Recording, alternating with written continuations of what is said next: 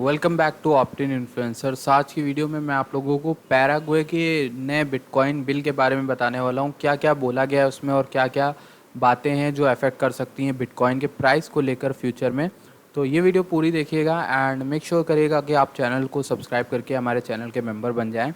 वो आपके लिए बहुत बेटर होगा एंड आप टेलीग्राम पे भी जुड़ जाइए ताकि आपको समय से पहले मतलब यूट्यूब से पहले आपको वहाँ पे अपडेट मिल जाए।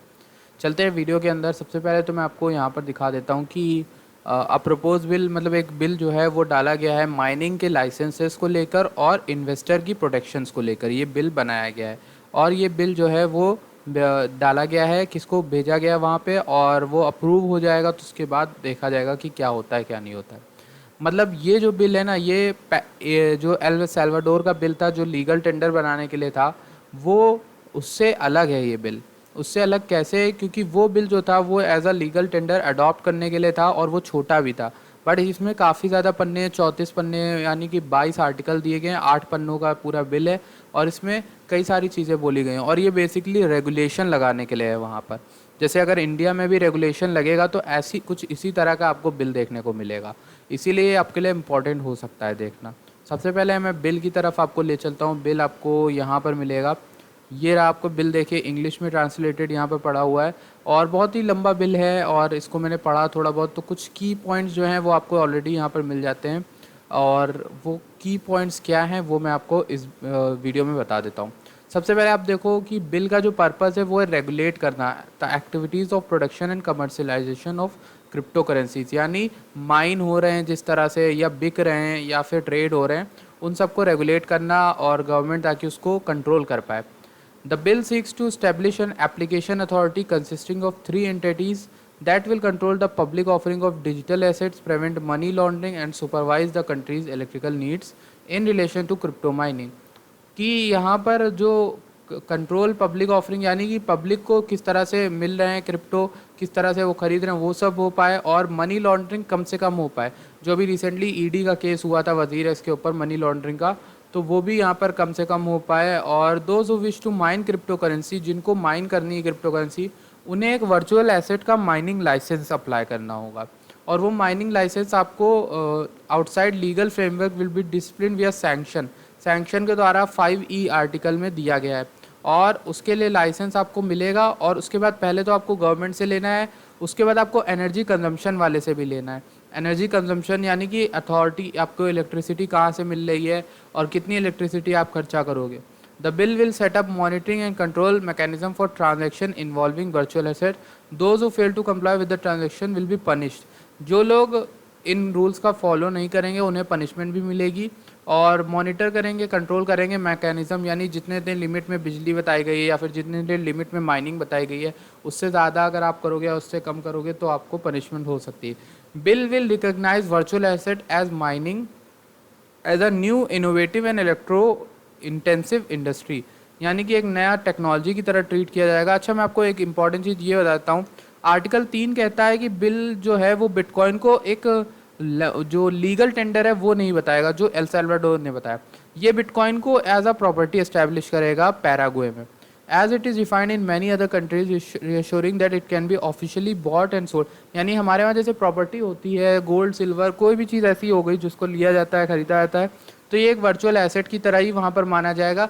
कोई लीगल टेंडर नहीं है, मतलब कि आप बिटकॉइन को देख के कुछ खरीद नहीं सकते हो। वहाँ पर ये सोने की तरह, चांदी की तरह ट्रीट किया जाएगा। ठीक। The virtual asset trading entities must inform the acquirer of the trading convention with virtual asset, expressly notifying that the virtual assets are not recognized as, देखा, not recognized as legal tender, therefore they are taken backed, they are not backed by the central bank of Paraguay। मतलब central bank जो Paraguay का है उसकी कोई भी यहाँ पर रिस्पॉन्सिबिलिटी नहीं होगी और जो आप ट्रेड करोगे वो सब में आप ही रिस्पॉन्सिबल होगे। और क्या दिया है, tokens give the holders to right to profitability, benefit from investment से बेनिफिट मिलेगा। और यूटिलिटी टोकन को डिफाइंड किया गया है क्या होते हैं। Trading entities must inform the acquirer of the, मतलब कि जो भी एक्वायरर है वर्चुअल एसेट का उसको बताना होगा कि लीगल टेंडर की तरह नहीं है आपके देश में बिटकॉइन, तो प्लीज़ आप जब ट्रेड करोगे, जैसे सारे एक्सचेंजेस हैं और जितनी भी जगह है जहाँ पर बिटकॉइन आप खरीदने जाओगे तो वहाँ पर एक वार्निंग दी जाएगी, लोगों को कहा जाएगा कि इन्हें सेंट्रल बैंक की कोई गारंटी नहीं है और ये एक लीगल टेंडर की तरह नहीं है, ये सिर्फ और सिर्फ वर्चुअल एसेट्स हैं और इसके ज़िम्मेदार आप होगे अगर आपका लॉस होता है। तो ये इस तरह से माइनिंग किया गया, इस तरह से रेगुलेशन लगाया जाएगा पैराग्वे में ये बिल पास होने के बाद। तो ये बिल इसीलिए इम्पॉर्टेंट है और आगे आने के लिए ये एक दूसरा केस निकल के आया है रेगुलेशन को लेकर। हालांकि इंडिया में भी कुछ इस तरह से बात हो रही कि रेगुलेशन लगाया जाएगा, तो एक तरह से इस तरह से दिख सकता है। अच्छा, एक और न्यूज़ मैं आपको दिखा देता हूँ। पैराग्वे की एक न्यूज़ है, ये जून 24 को आई थी, मैंने कवर भी की थी। अमेरिकन यूनिवर्सिटी ऑफ पैराग्वे जो है वो एक्सेप्ट करेगी tuition payments in bitcoin. Tuition payment जो है कॉलेजेस जो हैं वो अभी यहाँ पर रेगुलेशन लगा भी नहीं है और वहाँ पर कॉलेजेस फीस जो हैं वो आसानी से बिटकॉइन में पे कर रहे हैं। अब ये तो उनकी मर्ज़ी है ना कॉलेज वालों की, वो किस में लेना चाह रहे हैं किस में नहीं लेना चाह रहे, तो इसलिए उसमें कुछ नहीं गवर्नमेंट इंटरवीन करेगी। तो ये था लॉ, और ये बताता है खासकर कि अगर आगे आने वाली कंट्रीज़ में, हमारी कंट्रीज़ में भी अगर लगेगा तो कुछ इस तरह से देखने को मिल सकता है हमारे वहाँ भी जो है बिटकॉइन का बिल, या फिर अगर आएगा तो प्राइस को कैसे अफेक्ट करेगा। अगर ये बिल पास हो जाता है तो ऐसे अगर सारे देशों में अगर पास होता है बिल और रेगुलेशन ही लगता है तो एक बार के लिए हम बिटकॉइन में नीचे देख सकते हैं, मतलब डाउनफॉल आ सकता है। बट एक बार आप ये देखो पॉजिटिव साइड की, एक बार रेगुलेशन लग गया तो लोग डरेंगे नहीं, क्योंकि गवर्नमेंट ने अब सिक्योरिटी लगा दी, मतलब गवर्नमेंट पूरी तैयारी कर रही है।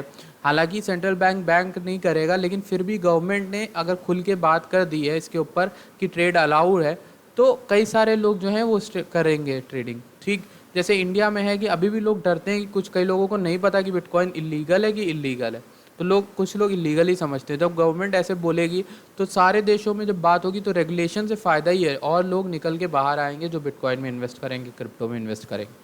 तो इसलिए ये एक अच्छी न्यूज़ हो सकती है, और रेगुलेशन कोई ख़राब चीज़ नहीं है। अभी आने वाले समय में देखोगे आप कि इसी महीने में मई जून में कितने सारे देशों ने अपने रेगुलेशन लाए हैं, और कितने सारे देशों ने लीगल टेंडर या फिर चर्चाएं कर रहे हैं बिटकॉइन के ऊपर क्या किया जाए। तो यही कारण है कि अभी के लिए बिटकॉइन नीचे गिरा हुआ है, बट एक बार रेगुलेशन या फिर लॉज पास हो जाते हैं तो उसके बाद हम एक अच्छा मूव देखेंगे बिटकॉइन में। तो गाइज़ ये थी आज की वीडियो। आई होप आपको कुछ सीखने को मिला होगा। अगर मिला तो प्लीज़ वीडियो लाइक करेगा, चैनल को सब्सक्राइब करेगा। मैं मिलता हूँ आपसे नेक्स्ट वीडियो में। Thank you for watching this video.